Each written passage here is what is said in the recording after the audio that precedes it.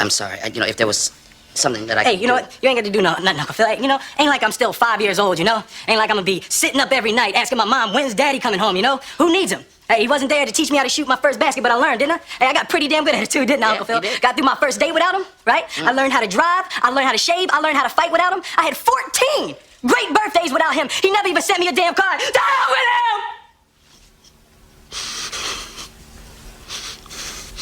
him! I ain't need him then and I don't need him now. Well, Now, you know what, Uncle Phil? I'm gonna get through college without him. I'm gonna get a great job without him. I'm gonna marry me a beautiful honey, and I'm gonna have me a whole bunch of kids. I'm gonna be a better father than he ever was. And I sure as hell don't need him for that, because ain't a damn thing he could ever teach me about how to love my kids.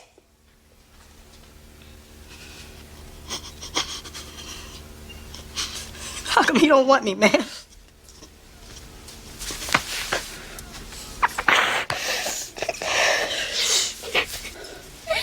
What's going on, y'all? This is Clarence Jr. Please like the video, subscribe to the channel. Definitely drop a comment in the comment section. And if this really touched your heart, definitely go ahead and look in that description, hit that Cash App, right? Now, I'm going to say something real. It's not trolling. It's not triggering. I'm not trying to be funny. I'm being real. A lot of black men need to forgive their father.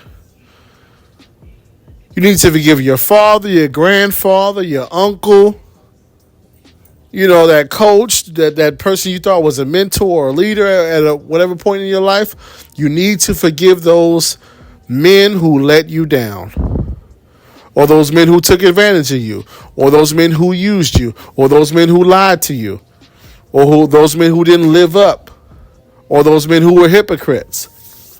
And you're not forgiving them for them. You're forgiving them for you. Because believe it or not, your anger, your resentment, or whatever you're holding on to as a result of what those men were and weren't is actually hurting you and holding you back. One way it's holding you back is you are not able to soak in wisdom from older men. Because at one point in time, there was an older individual coming around, whether digitally or in real life, telling you some real stuff. He was actually genuine. He didn't want nothing from you. He was telling you some real stuff because he had been through it and he's seen it. He was trying to tell you something that could save you some time so that you could actually, because believe it or not, there are brothers out there who they're not upset. They're not threatened if you do better than them. They're not upset if you get somewhere faster than them. Like me personally, listen, where I'm at right now at 35, if I had the right information, I could be here or close to here at 25. But hey, that ship has sailed. All I can do is hope that the Lord blesses me with another 35, 40 years so that I can still maximize and still reach it just at a delayed pace. But just because it took me to 35 to get it, that does not mean that I'm threatened by you and I don't want you to get it before me. Listen, that time is gone. Those years are gone. Holding anybody else back is not going to help me reclaim the time at all. I don't get anything out of you wasting time, you being stalled, you not surpassing me. I don't gain anything from that. I look at younger brothers and I want them to win. I want them to be where I'm at right now at 28. That's just me personally. And it's a lot of brothers like that. They want you to win. Based strictly off the fact that they see you a young man who's trying and you didn't have the guidance and the information that you're supposed to get. They taking a liking to you. They want you to win. They don't want nothing from you. Especially right now, you got to think about it like this is online. I've never met none of you in person. So it's nothing I can take from you. I don't know you. You don't know me. You know my actual name. I don't know yours. Like, and so that's the thing. Some of you are so wrapped up in what happened that you can't hear wisdom. And if your ears were opened, you could save time. You don't even understand how much time you could save by it's little things you could avoid. There's little understandings you can gain that will cause you to avoid certain pitfalls. Certain pitfalls can take you months, if not years, to climb out of.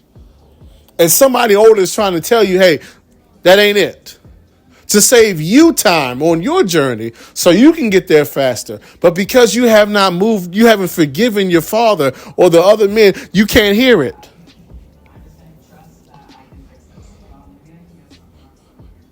I see it all the time.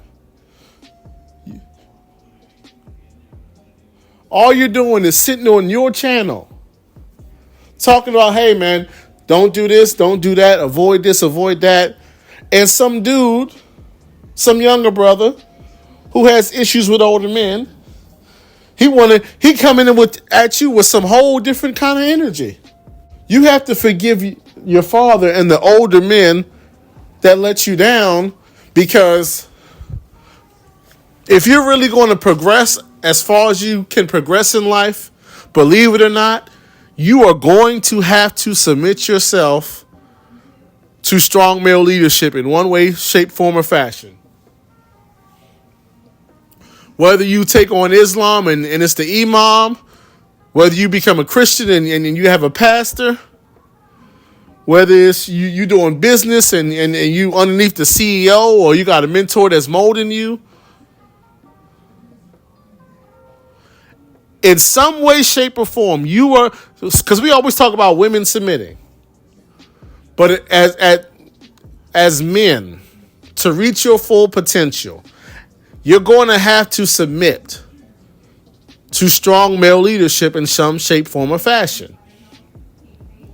Whether you got somebody, once again, grooming you for a certain position, trying to give you the game, trying to get you ready to be in position to take the keys or whatever it is.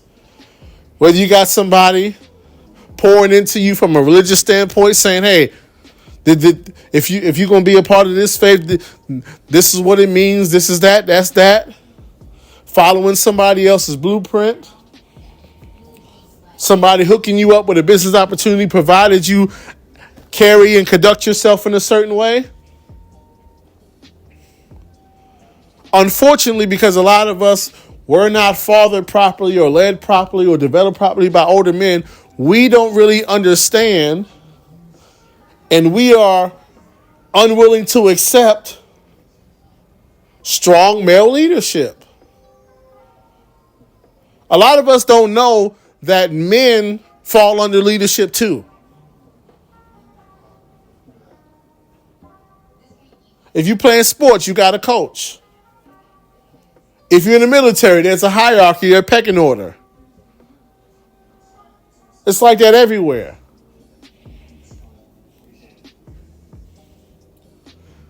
And the men who are the most successful are the ones who are able to identify good leadership, follow that leadership and learn from that leadership until they have built themselves up to where they can go out on their own and then start leading their own stuff and repeat the process.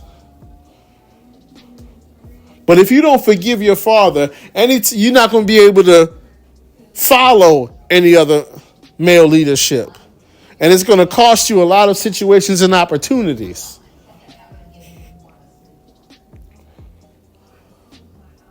We've seen that a lot now with some of these male athletes, some of these younger ones coming up. Washing out of programs, squandering potential, not making it to the league because they can't get it right in high school and college. You have got to forgive your father, because that issue with older men eventually trickles down and you have problems with all men. And that's what we see with a lot of guys, young and old. Not only do you have issues with older men, but over time, you have issues with all men. And can't nobody tell you nothing. And you can't coexist with nobody. And you can't work with nobody. You can't partner with nobody. You flying off the handle with everybody. You suspicious of everybody. You don't trust nobody. Your issues with your father are going to have a negative impact on your leadership style. Because you never seen effective leadership and you didn't forgive him, so you never accepted effective leadership. And so now when you try to lead somebody, whether it's in a business situation or romantic relationship, you out here abusing power. Can't nobody tell you nothing. There's no checks and balances. And you become a poor leader all because you never forgave.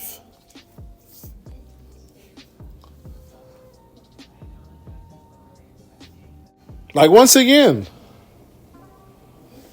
this doesn't hurt. Like, because I know what this is the part you're not understanding. Your distrust and lack of forgiveness for older men, for the most part, it don't hurt them. It don't have no impact on them. It don't make them no never mind that you don't trust them, that you ain't going to listen to them. Because they're going to say, okay, well, peace out. It's only going to have a negative impact on you. That's the only person it's going to have an impact on. And you need to understand that.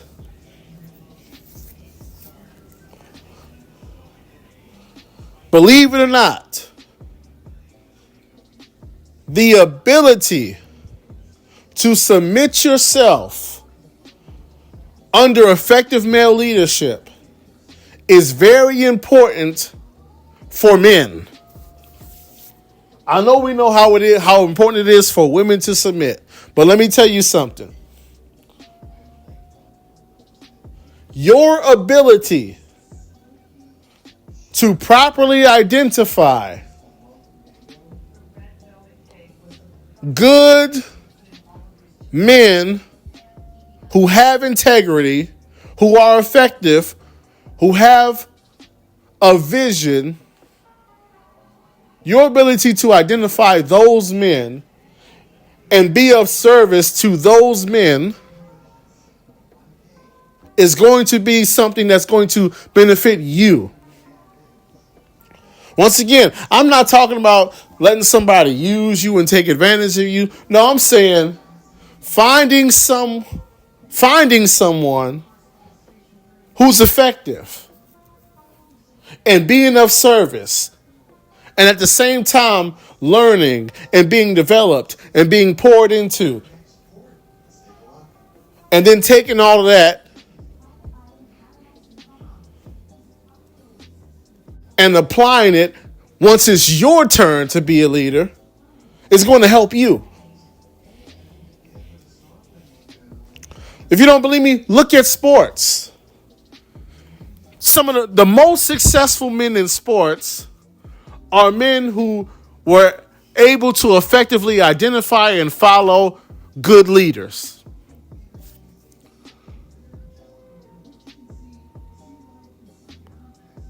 Straight up. You played under this coach. Then you became an assistant under this coach. Then eventually you wound up getting your own team. And your old coach vouched for you. So you got your resume, your knowledge, and your cosign from the man that you were under. And now you got your own situation going on. And because you were able to follow his lead, you know what worked over there. And you take what worked over there, put your own twist and spin to it, and now you got your thing moving. If you look at John Harbaugh, the coach of the Baltimore Ravens, He was originally an assistant under Andy Reid. Set up there, submitted, followed behind Andy Reid. Eventually got his own opportunity, and he done been to multiple AFC championship games, won the Super Bowl, all coach of the year, all the division championships, all of that.